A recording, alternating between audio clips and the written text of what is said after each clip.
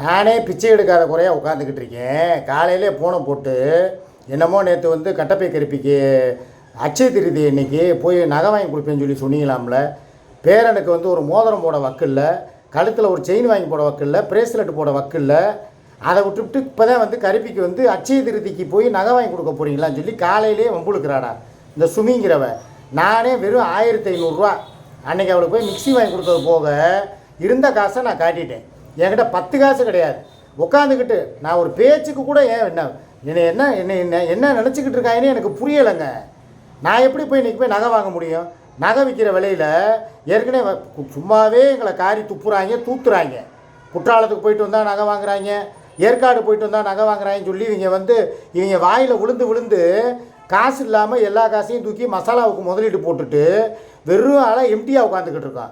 இப்போ தான் வர்றா அச்சய திருதிக்கு நேற்று நீங்கள் நகை வாங்கி தர்றீங்கன்னு சொல்லி வீடியோவில் சொன்னீங்களாம்ல. ஆக்சுவலாக இது என்ன நடந்திருக்குன்னு நான் சொல்லவா? இவன் எங்கள் வீடியோவே பார்த்துருக்க மாட்டான். யார்? சுமிங்கிறவ. அவள் எங்கேயோ வந்து சுகைல்கிட்ட பேசுகிறதுக்கே அவளுக்கு நேரம் பத்தாது. இது போக வீட்டில் பிள்ளைகளை பார்த்துக்கிட்டு பேரனை பார்த்துக்கிட்டு பொழுத போக்கிக்கிட்டு போகட்டும். அதை விட்டுவிட்டு இந்த விழுதுகள் இருக்குது பாருங்கள். இப்போ இந்த சூர்யாவுக்கு எப்படி விழுதுகள் குரூப் இருக்கோ அதை மாதிரி அவளுக்கு வந்து உறவுகள். அவள் சொல்லுவா தெரியுமா அடிக்கடி, நான் உறவுகளே பல்ல. அதை மாதிரி யாரோ உறவுகள் போய் தேவையில்லாமல் இவளை உசுப்பேற்றி விட்டு இந்தா நாளைக்கு கூட்டு போய் நகை வாங்கி கொடுக்க போகிறாராம்ல. அச்சய திருதி அதுவுமா என்னான்னு கேளு. ஏன் அதை இன்னொன்று சொல்கிறா, அவள் காதில் வந்து தோடு இல்லையா. நீ ஒரு மிக்சியை வாங்கி கொடுத்துட்டு ஜூ காட்டிட்டு ஏமாற்றிட்டு போயிட்ட. நான் ஒரு காதில் போடுறதுக்கு கூட ஒரு கம்மல் இல்லாமல் கிடக்குறேன். கட்டின பொண்டாட்டியோட அருமை உனக்கு தெரியுதா? நாசமாக போனவனே, விளங்காதவனே, மூதேவின்னு என்னென்னமோ திட்டுறாங்க. காலங்காத்தால் நான் வேறு வேலை இல்லையா, ஞாயிற்றுக்கிழமை ஆயிட்டாலே போதுங்க இவளுக்கு 2 பேர்கிட்ட இலவை கூட்டி பயிர் அவிக்கிற மாதிரி இருக்குது. காலையில் என்னடானா நம்ம கருப்பி உட்காந்துக்கிட்டு அப்புறம் ஞாயிற்றுக்கிழமை இன்றைக்கி என்ன உன் பொண்டாட்டியை பார்க்க போவேன். இப்போ தான் முந்தா நாள் போய் மிக்சி வாங்கி கொடுத்துருக்க, அதுக்கு நாள் போய் கறி வாங்கி கொடுத்த, அதுக்கு நாள் ஆஸ்பத்திரி செலவுக்கு பணம் போட்ட. நான் கேட்குறேன், 2 பேருமே இப்போ என்னையை வந்து என் உடல்நிலையை பற்றி யோசிக்கிறதே இல்லை. நான் எப்படி போனால் என்ன, எனக்கு நெஞ்சு வலி வந்தால் என்ன, இல்லை குஞ்சு வலி வந்தால் இவளுக்கு என்னங்கிற அப்படி நினைக்கிறாளுங்க போல். என்னை 2 பேரும் போட்டு படுத்துகிறாளுங்க. இந்த பக்கம் போனால் இன்றைக்கி ஞாயிற்றுக்கிழமை போய் என்ன வாங்கி கொடுக்க போகிற? நான்லாம் என்கிட்டலாம் 10 காசு இல்லை. மசாலாவுக்கு ஆர்டர் போடுற காசை பூரா வாங்கிக்கிறான். நல்லா கேட்டுக்கங்க, நானும் தான் உழைக்கிறேன். இவன் கூட கீழமாசி பஜாருக்கு போகிறதுலேருந்து வந்து அந்த கவர் வாங்கி கொடுத்தது, மிஷின் வாங்கினது எல்லாமே என் உழைப்பு. காலையில் கூட அந்த வீடியோவில் சொன்னேன். யூடியூப்பில் வர்ற காசை பிடிங்கிறா, அந்த காசில் மசாலாவுக்கு ஆர்டர் போட்டு வாங்குறா. அதுபோக அந்த பிள்ளைங்க போடுற காசையும் வாங்கி மொத்தமாக வச்சுக்கிறா. எனக்கு ஏதாவது கொடு கேட்டால் என்ன சொல்கிற? விழுதுகள் முன்னால் வச்சுக்கிட்டு நான் மசாலா வியாபாரத்துக்கு வரல, இதெல்லாம் அவளுக்கே அனுப்புங்கன்னு சொல்லி ஒரு நாள் அதுக்கு பாருங்கள் என்னென்ன பட்டனை போட்டு கொடுத்துங்கன்னு. நேற்று உட்காந்துக்கிட்டு அண்ணே ஒன்று உங்கள் பக்கம் இருக்க சொல்லுங்கக்கா, இல்லைன்னா அவரை விலகிக்கிற சொல்லுங்கக்கா. இந்த பக்கமும் இருக்க மாட்டேங்கிறாரு, அங்கிட்டு இருக்கிற மாட்டேங்கிறாரு. திடீர்னு பார்த்தா ஒரு நாள் வந்து மசாலா வியாபாரத்துக்கு நம்பரை போடுறீங்க, நாங்கள் சரின்னு சொல்லி இவருக்கு காசு போடுறதுக்கு ரெடியானால் திடீர்னு இவர் வந்து உட்காந்துக்கிட்டு அதெல்லாம் நான் மசாலா வியாபாரம்லாம் பார்க்கல, எனக்கு அதுக்கு வேறு வேலை கிடக்கு, நீங்கள் டைரெக்டாக அவளுக்கே அனுப்புங்கிறாரு. நீ முன்னேறதில் அவருக்கு ரொம்ப பொறாமக்கா அப்படின்னு சொல்லி பட்டனை போடுறீங்க. இதில் வந்து எனக்கு ஏதாவது பிரயோஜனம் இருக்கணும், அதை தெரிஞ்சுக்கங்க. ஒன்று எல்லா காசும் இவன் வாங்குறாள்ல, ஏதோ ஒரு 10,000 ரூபாய்க்கு இவன் மசாலா வியாபாரம் பார்க்குறாளா, இவளுக்கு ஒரு 2,000 ரூபா 3,000 ரூபா கிடைக்குதா? நீ 2,000 ரூபாய் எடுத்துக்க, எனக்கு ஒரு 1000 ரூபாயை கொடு. ஒரு 3 ரூபா லாபம் வந்தால் 2 ரூபாயை நீ வச்சுக்க, எனக்கு ஒரு 1000 ரூபாயை கொடு. நான் ஒரு நிம்மதியாக நான் எப்போ தான்டா வீடியோ போட, எப்போ தான் போட? இந்தா வந்துட்டாங்க வாழைப்பழம் வெங்காயம்னு. நான் எத்தனை மணிக்கு தான் வீடியோ போடுறதுன்னு எனக்கே தெரியலை. ஒரு ஃப்ளோவில் பேசிக்கிட்டு இருப்பேன், இந்த ஆள் டெய்லி இங்கேயே வாசக்கிட்டே வந்து நிற்கிறாரு வெங்காயம்னு.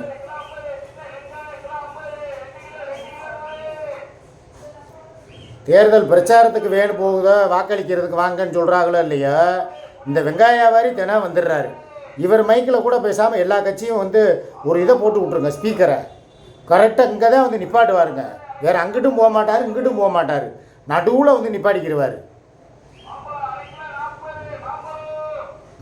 சரி, மாம்பழ சீசன் இவங்களை வச்சு தான் எப்பப்போ என்னென்ன சீசன் ஆரம்பிக்குங்கிறத நம்ம கணிச்சுக்கிறணும். புளி நாங்களே விற்கிறோம், டும்கூர் புளி. உங்களுக்கு வேணுமா சொல்லுங்கள், நாங்கள் தர்றோம். 7 கிலோ 100 ரூபாய்க்கு கொடுத்தா கூட எனக்கு வேணாம், கிளம்புங்க ஐயய்ய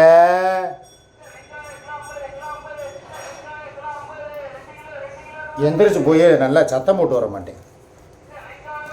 இருங்க, அதை அவர் போகிற வரைக்கும் தண்ணியாவது குடிச்சுக்கிறேன்.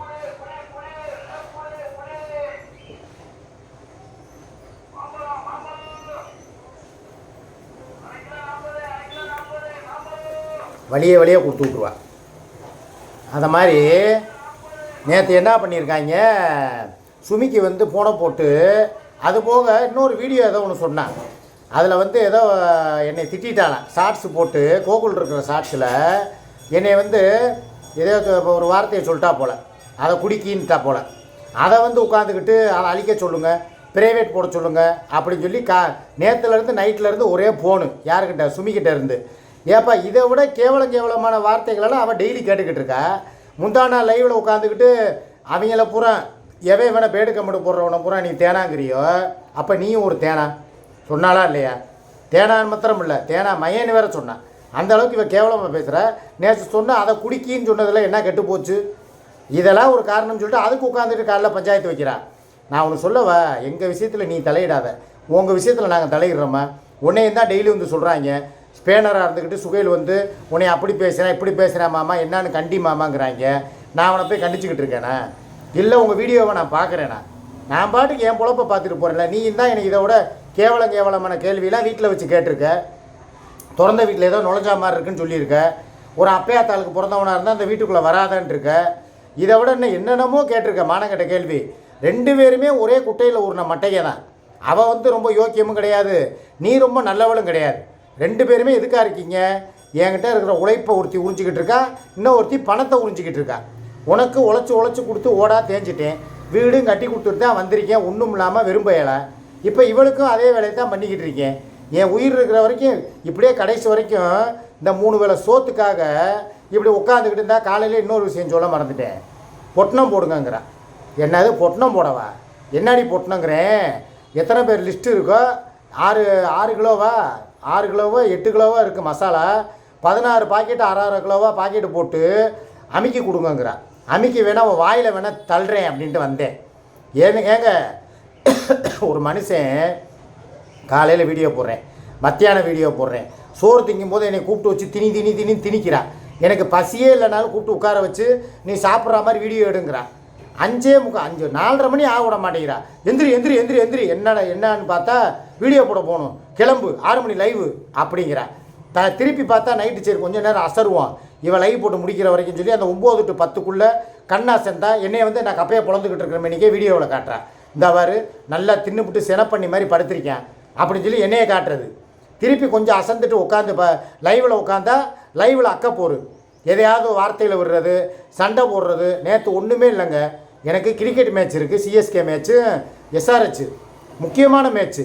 சரி கிரிக்கெட் பார்ப்போம் அப்படின்னு சொல்லிட்டு உட்காடுறேன். சரி 1/2 மணி நேரத்தில் சரி ஃபஸ்ட்டு பேட்டிங் முடிச்சு வச்சு செகண்ட் பிடிக்கிறாங்க. பார்த்தா எனக்கு வந்து கிரிக்கெட் மேலே ஆர்வத்தில் உங்களுக்கு தெரியுமில்ல, லைவை வந்து 36 நிமிஷத்தில் கட் பண்ணிட்டேன்.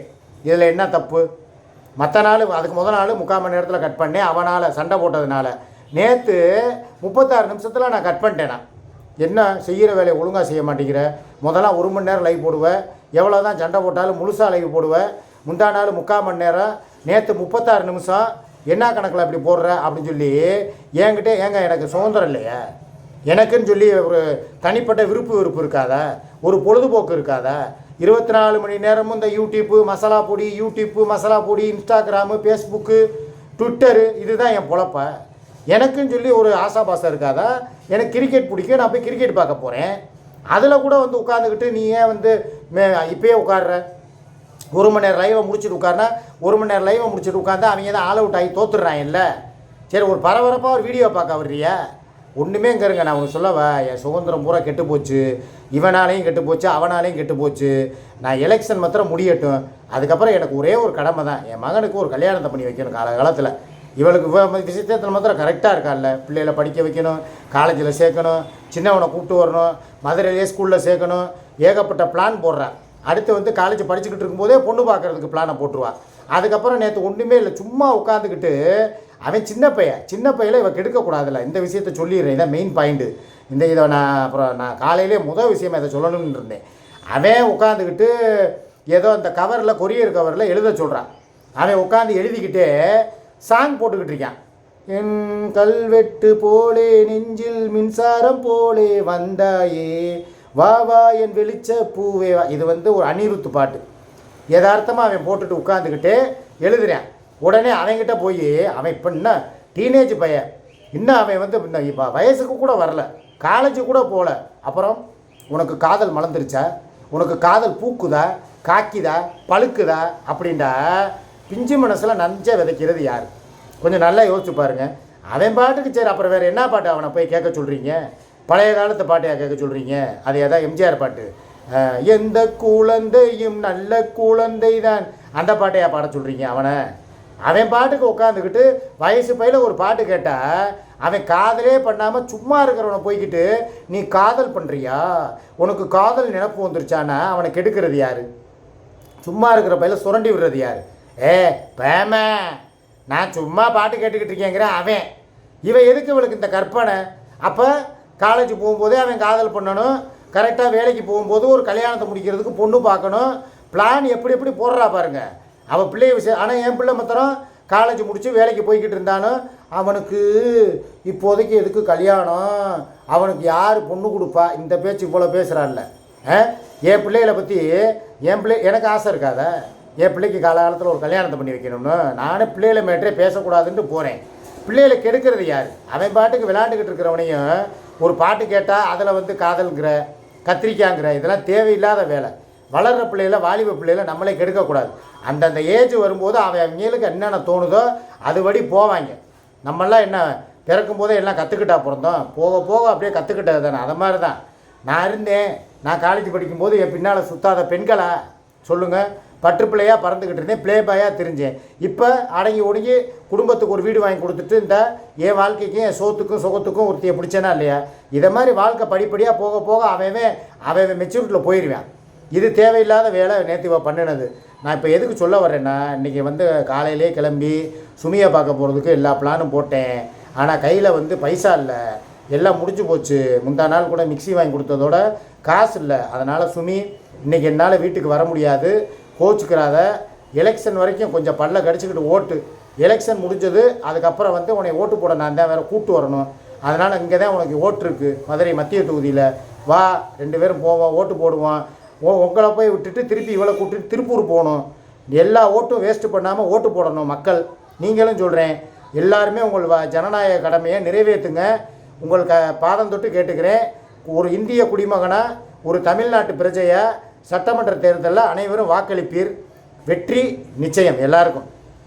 யார் நல்லவங்களோ அவங்களுக்கு வெற்றி நிச்சயம். ஓகேவா? நன்றி, வணக்கம், பாய்.